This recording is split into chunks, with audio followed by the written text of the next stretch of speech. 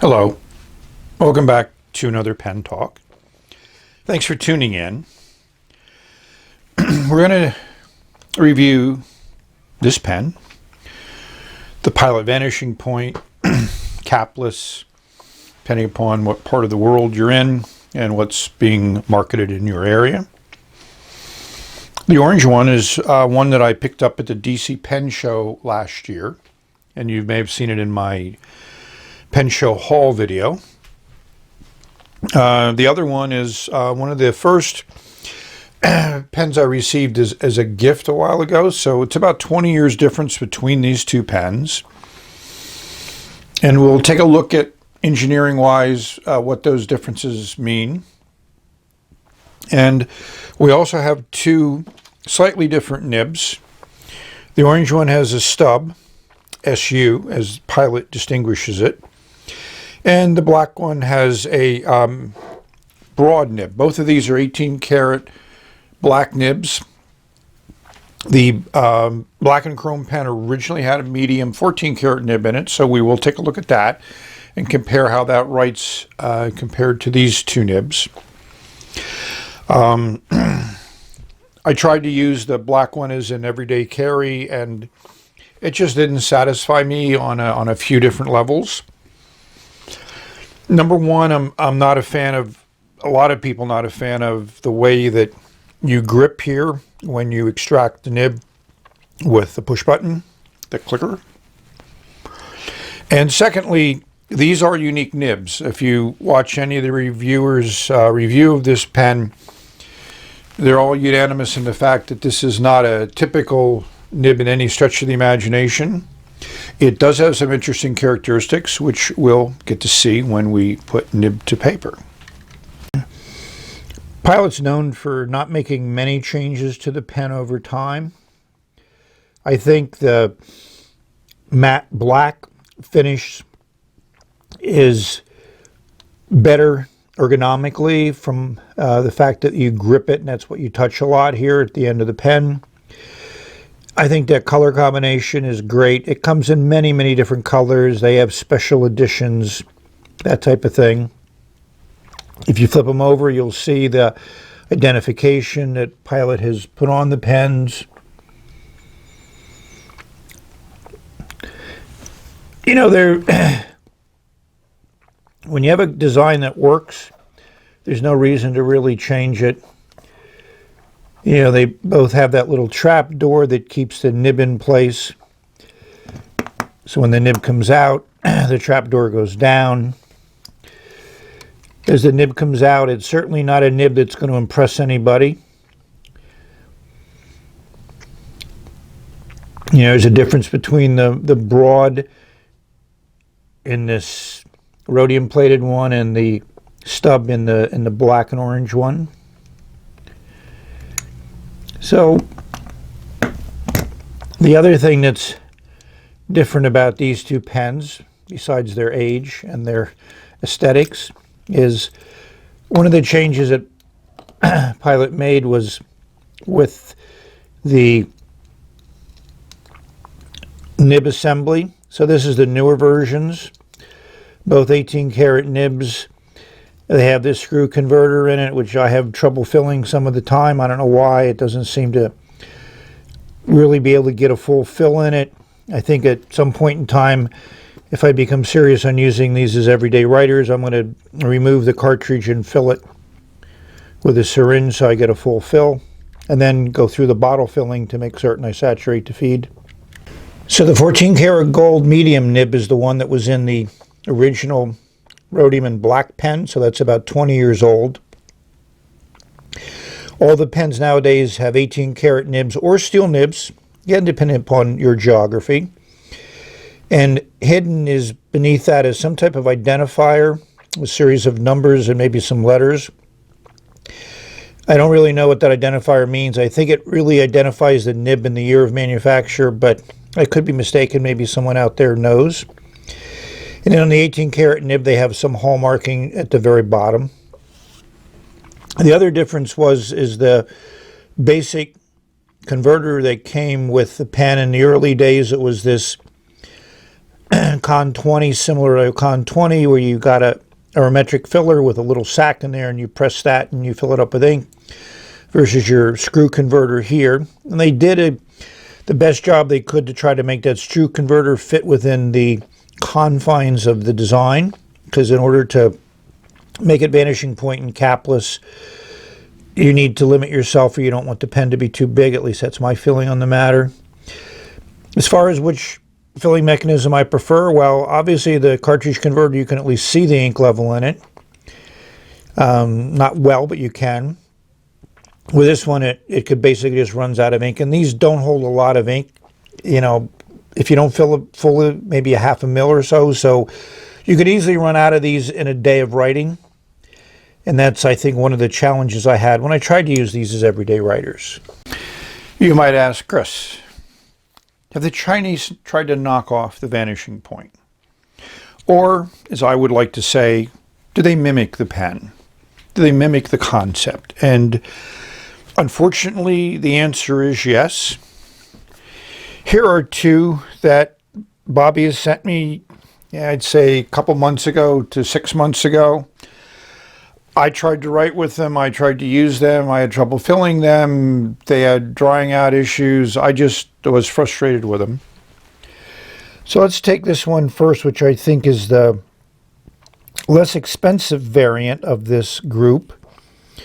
I mean, just the design details, other than the fact that it has this nice embossed dragon on this barrel, and, you know, it's kind of knurled grip section. And it also has a little door. I mean, you can hear it that click mechanism works good. When you unscrew it, and the threads are pretty wonky there, you see an arometric filler, and you see a very similar design element here. And with the vanishing point, you have a little knob here that needs to fit so everything lines up properly. And then you put the cap back on, and you're back in business. This one is just to me, a disaster of design elements. You know, it has, again, material here that you can grip that's going to not be slippery. It is identified as a 910 Lily pen made in China. So it doesn't mean anything to me. This pen, unfortunately, does not have any trap door or anything in it. So this pen dries out quite a bit, quite quickly. We unscrew the barrel, and we'll see some sticky stuff up here, and we see an arometric converter. And again, you know, the similar type of design. This nib looks even more similar than the one on the Pilot Vanishing Point, but that's a really, really fine end on the end of that pen. So overall, not the most shining examples of mimicry, but to answer that question, yes, they did. And to answer the question, should you try to get one? No. So one of the interesting things is, after 20 years, it's the same nib assembly, so you can swap out nibs. The nib assemblies are not inexpensive, but then they're not as simplistic nib assemblies. So you're talking half the price of the pen if you want to buy extra nibs. When I bought the orange pen, it was an impulse buy. It was the last pen I bought as I'm leaving the DC show. I didn't get any great deal on it or anything. I was just enamored with the pen, loved the way that it looked. And I wrote very quickly with a stub nib that they had there, and I said, I want this. So that's how I ended up with the pen. It has not lived up to my expectations, and my expectations may have been unrealistic, but as we put nib to paper, we'll take a look at that. But let's start first with this one. This one has the original medium 14 karat nib in it. And the ink is Robert Oster Deep Sea. So let's see how this nib works.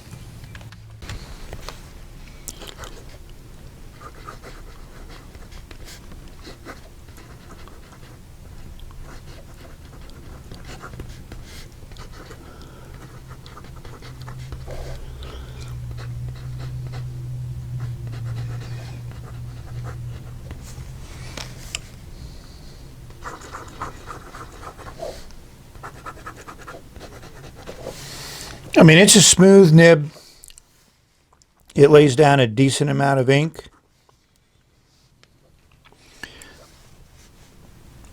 You can easily color in a nice solid patch without much effort. You know, this is with no pressure on the nib, and this is with a little bit of pressure, and you do get some line variation, you do get some additional ink flow. So from that viewpoint, it's a consistently good writer. Where I've had my challenges, like I said, the limited supply of ink. And I have had these have a little bit of writing issues. Not necessarily hard starts, but just a little bit of skipping and stuff. And that's what I've had with all three of them. And to me, when you're using a pen as an everyday writer, that's not something that endears yourself to using it. I mean, just writing with this pen now, it feels great. I've done my research, and a lot of people have talked about baby's bottom and inconsistency in the nibs, but the three nibs that I have here, I think are consistent within what they were designed to do and how they were ground by Pilot. I mean, this has a nice bit of tipping material on the end, and it works well. So let's rate this pen as it is now. I'm going to give it a 9.2. It may be higher than you may have expected, but I try to review these objectively, and even though this is not a pen that I would say I love more than other pens that are 9.1 or 8.8, but it's well made. It's from a reputable supplier. It has a decent weight to it. It's about 31 grams, give or take a half a gram or so. So let's swap this nib out for the broad one, and let's see how that works.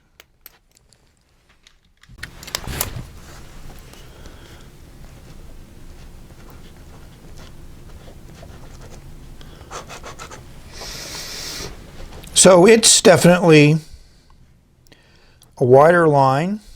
As you can see, a little bit of a hard start now and then. It's a little bit sensitive to angle, a little bit sensitive to how you put it on the paper, much more than the medium nib. The medium nib was much more accommodating.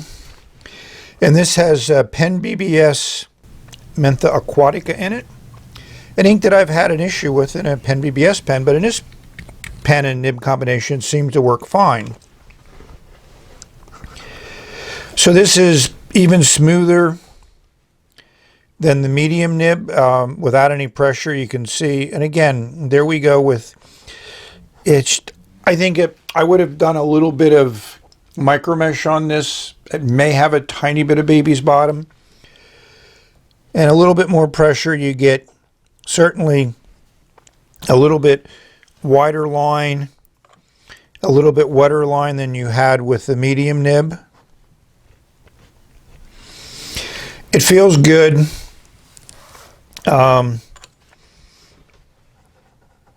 You know, it's nice. And what's other nice about this design is even though those nib units are expensive, it's very easy to just swap it out with ink, with a new nib, and write on with something a little bit different. So I think we need to look at the stub next. So Brian Goulet reviewed this nib when Pilot first came out with it, and that's their designation for stub is SU, and it's about a 1.0 millimeter stub. And initially the writing is nice, which is what I felt when I first wrote with it at the DC show, and you did get a pretty decent variation between horizontal and vertical. And it does add some character to your script. I think you can hear it. It does have a little bit of coarseness to it. I mean, if you look at this nib under the loop, a normal nib looks like this. And this nib, it looks like they just ground off the tipping material, which is one way to make a stub. So it looks like they could have taken the broad and ground it. It's a little bit sharp on edges. It's a little bit sensitive to angle, but it certainly does what it should do as a stub. But again, it's not a nib that calls out to me. It's not a nib that says write with me. And, you know, for a short period of writing, this design works okay. I mean, you can see I'm holding it pretty much above what I would call the section. It's not really equivalent because of what the difference in the design of the pen is. So how would I rate this? I'd give it a 9.3. Yes, the nib is a little demanding, but it is nice, and as you can see, it gives you some variation. So what ink is in here? This is Pen BBS 45th POTUS. And you may ask, Chris, why did you put that ink in this orange pen? And I'll leave you figure that one out yourself. So overall, I wanted to do this to show your viewers the different nibs. Maybe you might be considering something. I think the stub is hard to find. You know, there you can see a good variation between the medium, the broad, and the stub. And I think the inks are similarly saturated, so you can get an idea of how they work, and you get some decent shading with the